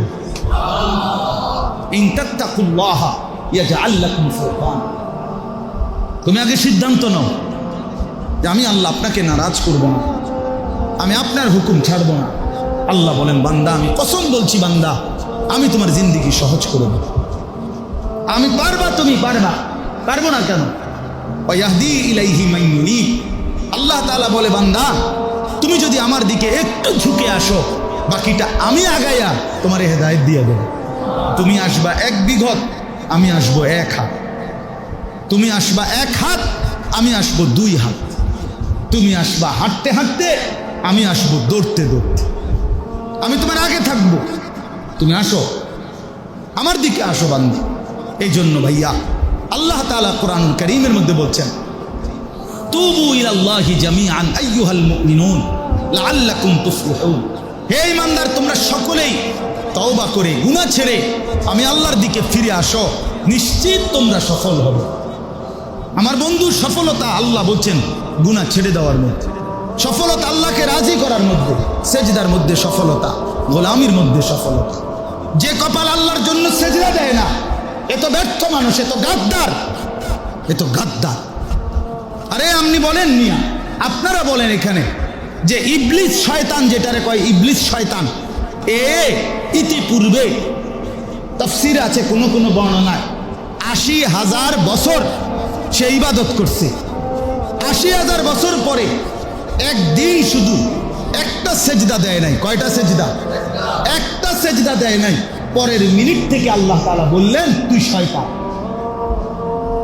তুই শয়তান বেটা, তুই রাজিম, তুই অভিশপ্ত, তুই মালউন, তুই লানতপ্রাপ্ত, তুই মারদুদ, বিতাড়িত। ওয়া ইন্না আলাইকা লা'নাতি ইলা ইয়াউমিদ্দিন। কোরআনের সরাসরি আয়াত। আল্লাহ বলছেন, বেঈমান, আজকের থেকে কিয়ামত পর্যন্ত তোর উপরে আমি আল্লাহর লানত চলবে। এই নওজোয়ান, এই কয়েকজন নওজোয়ান তোমাদেরকে বললাম, যে কপাল সেজদা দেয় না, তো আল্লাহ তাআলা বলেন একটি সেজদা না দেওয়ার কারণে পরে আমি কিয়ামত পর্যন্তের জন্য লানতের যোগ্য বানাইলাম। আমার আপনার কতগুলো সেজদা ছুটে গেছে। হ্যাঁ, ফজরের 4 রাকাত নামাজে 8টা সেজদা ছুটে গেছে। জোহরের 12 রাকাত নামাজে 4 12 দুগুণে 24টা সেজদা ছুটে গেছে। এতগুলো সেজদা ছেড়ে দেওয়ার পর আমি আপনি কি পরিমাণ আল্লাহর অভিশপ্ত। সেখানে যে এখন আল্লাহ তাআলা ভাত খাওয়ায়, সেখানে আল্লাহ তাআলা এখনো যে আসমান ও জমিন দিয়ে পালতেছে, নাই তো তোর হিসাবে কত আগে লাথি দিয়ে জাহান্নামে ফেলে দেওয়ার কথা। কাল্লা ইযা বালাগাতুত তারাকি ওয়া কিলা মান রাক ওয়া যান্না আন্নাহু আল-ফিরাক ওয়ালতাফাতিস সাকু বিস-সাক ইলা রাব্বিকা ইয়াওমা ইযিনিল মাসাক। আল্লাহ বলে, নাফরমান মনে রাখবি, জান কবজের সময় মালাকুল মউত আজরাইল যখন তোকে কলিজার মধ্য থেকে রুহুটা ধরে টান মারবে, একটা টানে ছিঁড়া ফেলবে, তখন তোর রুহু কণ্ঠনালীর কাছে চলে আসবে, বের হতে চাইবে না। কোনো জিনিস শক্ত পলিথিন যদি কোনো কিছুর মধ্যে একদম টাইট করে লাগানো থাকে, এটা স্বাভাবিক খোলা যায় না। ওই মোবাইলের যে বক্স, মোবাইলের বক্সের উপরে দেখবেন একটা পাতলা পলিথিন একদম টাইট করে লাগানো থাকে। এই পলিথিনটা কোনো আমরা টান দিলে খুলতো না, এটা খুলতে হলে কি করতে হবে? সিরা সিরা খুলতে হবে, টাইনা টাইনা। আল্লাহর কসম, নবী বলছে কোন নাফরমানের রুহু এই কণ্ঠনালীর থেকে বাইর হইতে চায় না, তখন মালাকুল মউত আজরাইল ধইরা এইরকম সিরা টাইনা হেসাইয়ার পরে বাহির, টাইনা টাইনা সিরা বাহির। কাল্লা ইযা বালাগাতিত তারাকি ফালাউলা ইযা বালাগাতিল হুলকুম ওয়া আনতুম হিনাইযিন তানজুরুন ওয়া নাহনু আকরাবু ইলাইহি মিনকুম ওয়ালাকিন লা তুবসিরুন তারজিউনাহা ইন কুনতুম সাদিকিন। আল্লাহ বলে, বেঈমান, যদি মনে করো আমি আল্লাহর কাছে যেতে হবে না, তো তোর যে নাফরমান স্বজন তার কণ্ঠনালীর কাছে যখন রুহু চলে আসে, মৃত্যু যন্ত্রণায় ছটফট করে, তো তুমি তারে ফিরাইয়া রাখো, তার জিউনাহা, তারে ফিরাইয়া আনো, তার রুহু ধরে রাখো, ওই সম্ভব? আচ্ছা বলেন, এইবার বলেন, আল্লাহ কোরআনে স্পষ্ট বলছেন এইখানে যে মনে রেখো বান্দা, মৃত্যু যন্ত্রণা হবে কার? এই কলিজার থেকে রুহু টাইনা হেসরাইয়া সিরা। নবীজি উদাহরণ দিছে, আমি তো ওই পলিথিনের উদাহরণ দিছি। নবীজির জামানায় ওই সময় উদাহরণ দিয়ে বুঝাইছে, আপনারাও বুঝবেন। ওই যে শিক কাবাব, শিকের মধ্যে যে গোশত লাগাইয়া কাবাব খায় না, কথা বলেন না কেন?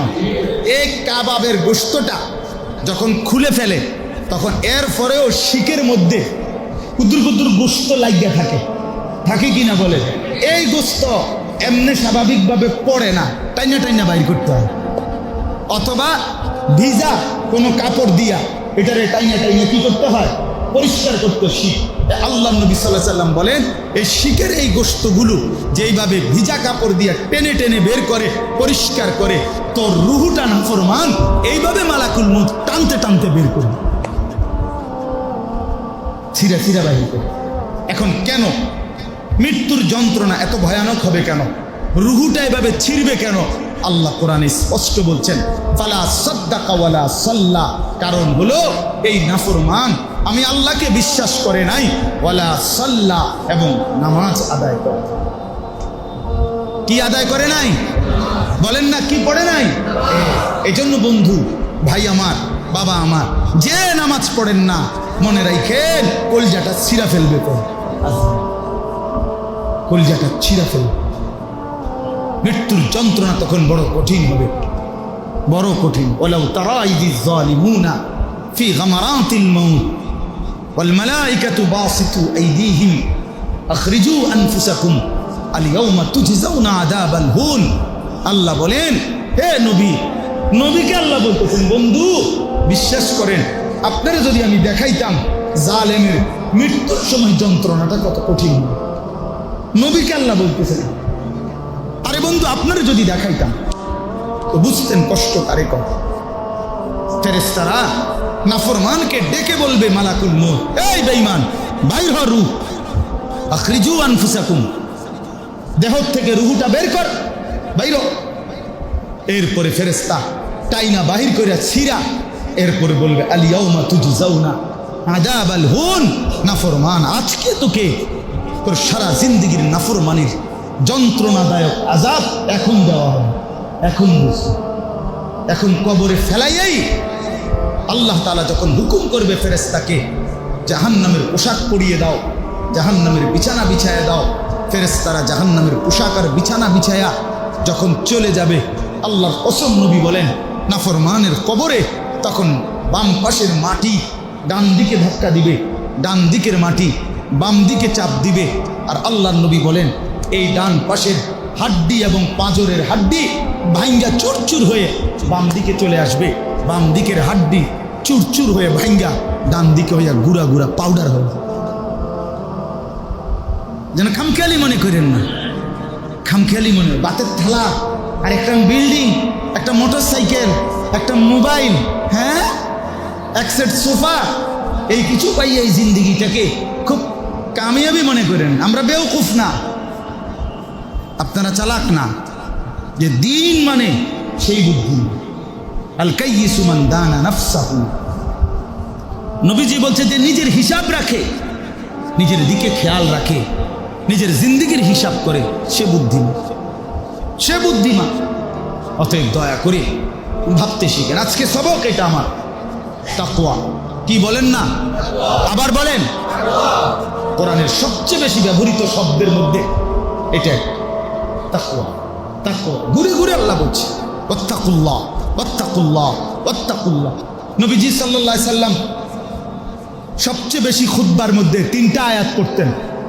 এই 3টি আয়াত নবীজি যখন খুতবা দিতেন সবচেয়ে বেশি 3টা আয়াত নবী পড়তেন। এই 3 আয়াতের কথা একটাই, ইত্তাকুল্লাহ ইত্তাকুল্লাহ ইত্তাকুল্লাহ। এই 3 কথা নবীজি 3 বার 3 আয়াতে এটাই বলতেন, আল্লাহকে ভয় করো, আল্লাহকে ভয় করো, আল্লাহকে। হাদিসের মধ্যে আছে নবীজি যেই কোনো সাহাবী পুরুষ নারীর বিবাহ পড়াইলে বিবাহের একটা খুতবা পড়তেন। বিবাহের একটা কি আছে? খুতবা আছে। এই বিয়ের খুতবার মধ্যেও নবীজি এই 3টা আয়াতে শুধু পড়তেন। এই 3টা আয়াতের কথা একটাই, ইত্তাকুল্লাহ ইত্তাকুল্লাহ ইত্তাকুল্লাহ। হ্যাঁ, ইয়া আইয়ুহাল্লাযীনা আমানুত্তাকুল্লাহা হাক্কা তুকাতিহি ওয়া লা তামুতুন্না ইল্লা ওয়া আনতুম মুসলিমুন। এই একটা আয়াত।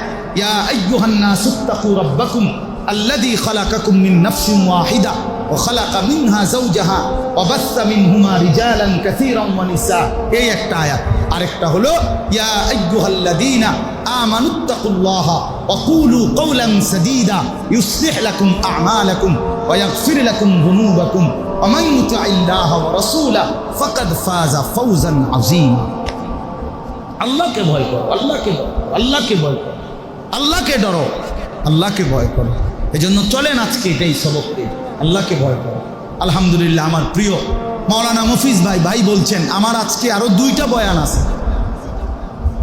আমি শুধুমাত্র কোনোভাবে কোনো সাইড ছিল না, শুধু আমি বলছি যে আমরা এই নতুন করে আবারও এই মসজিদ, এটা আমাদের শহরের প্রাণ কেন্দ্র। আমরা আপনাদেরকে মহব্বত করি, আপনারাও আমাদেরকে মহব্বত করেন। আমি দিল থেকে বললাম, ইনশাআল্লাহ আমিও সহযোগিতা করব, চেষ্টা করব। কিন্তু আপনাদের কাছে এই মহল্লার যুবক ভাই আসে, বাবারা যারা আছেন, সবাই মিলে আপনারা দিল থেকে চান যে ইনশাআল্লাহ এখানে একটা মাসিক ইসলাহি মজলিস আল্লাহ যেন চালু করে দেয়। প্রতি মাসে যদি এরকম ঘন্টা খানিক বয়ান হয়, এটা কি খুব লস হয়ে যাবে? খুব বিরাট খরচ হয়ে যাবে? তেমন কিছু হবে, কিন্তু ফায়দা হবে।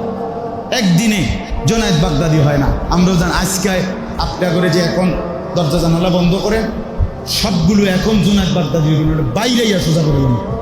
এরকম এটা কি কথা কইলেগুনি গাছ জোরের কথা বোঝেন না আপনারা? কি 1 ঘন্টাতে আব্দুল কাদের জিলানি বানাই দিবে? না, আব্দুল কাদের জিলানি নিজে হয়েছিনি একদিনে। বোঝেন নাই আমার কথাটা? বাইজিদ বুস্তামি নিজে, বাইজিদ বুস্তামি কি একদিনে হয়েছে? তো আমি এই জন্য ধীরে ধীরে শুনতে হবে, বারবার বলতে হবে, কলিজার মধ্যে ধাক্কা লাগবে, ধাক্কা লাগবে। একদিন আল্লাহ তাআলা পুরা জিন্দেগি সুন্দর বানায় দেবে। এটাই কোনো একদিন মালিকের দয়া হলে কত মানুষ জীবনে দেখছি, আলহামদুলিল্লাহ, জিন্দেগি বদলায় গেছে, জিন্দেগি বদলায় গেছে। এই জন্য নিয়মিত মাসিক এই মজলিসটা আপনারা চালু রাখবার ফিকির করবেন, বলেন ইনশাআল্লাহ। সব মাসে প্রয়োজনে নিজেরা মশওয়ারা করে অল্প অল্প করে সহযোগিতা করবেন। কেউ 100 টাকা দিলেন, কেউ 500 টাকা দিলেন, কেউ 200 টাকা দিলেন, কেউ 1000 টাকা দিলেন, মিলে সবাই মিলাইয়া আপনারা মসজিদটা চালু রাখবেন। যেমনে হয় মসজিদ যদি চালু থাকে ইনশাআল্লাহ আমাদের কুমিল্লায় অনেক বড় বড় বুজুর্গ ওলামায়ে কেরাম আছে। কুমিল্লা কাসিমুল উলুম মাদ্রাসা, কুমিল্লা রানীর বাজার মাদ্রাসা, কুমিল্লা বরুরা মাদ্রাসা, আমার শায়েখ আল্লামা মুফতি মুশতাকুর নবী সাহেব হজরতের সুদুন্নপুর মাদ্রাসা আগামী মাসে আসবে হজরত। মাশাআল্লাহ, বলেন আলহামদুলিল্লাহ। আমরাও চেষ্টা করব আসতে সময় সুযোগে। আপনাদের সবার কাছে অনুরোধ, আপনারা সবাই মিলে ওয়াদা করেন যে ইনশাআল্লাহ এই ইসলাহি মজলিসটা চালু রাখবেন, বলেন ইনশাআল্লাহ। মাদ্রাসা মফিজ ভাই আমার কাছে বলছে, আমরাও ইনশাআল্লাহ মাদ্রাসার ব্যাপারে যেই কোনো রকমের সহযোগিতা ইনশাআল্লাহ সম্পূর্ণ নতুন করে যা দরকার।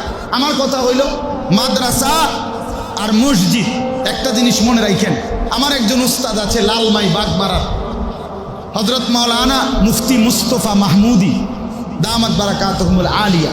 এ হুজুর সবসময় বলতেন আমরে মাদ্রাসা, আরে কয় যে একটা জায়গায় দুইটা জিনিস দরকার, একটা হলো মুসল্লা নামাজের জায়গা, আরেকটা হলো দরকার মুসল্লি নামাজ পড়ে নেওয়ালা। মুসল্লি হলো নামাজ আদায়কারী, মুসল্লা হলো নামাজের কি জায়গা।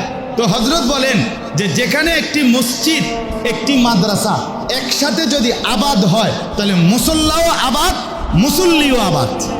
কথা বুঝেন না? মুসল্লা মসজিদ নামাজের জায়গা, মুসল্লি মাদ্রাসা এখানে নামাজি বানানোর জায়গা। দেখা গেছে তখন আর এই জায়গাটা আবাদ থাকবে। এই জন্য এই মাদ্রাসাটাও যেন নতুন করে সুন্দরভাবে আরো আগের চাইতে আপনাদের সকলের স্বতঃস্ফূর্ত সহযোগিতায় এগিয়ে যায়। এর জন্য আপনারা সর্বাত্মক চেষ্টা করবেন তো ইনশাআল্লাহ? সবাই বলেন ইনশাআল্লাহ।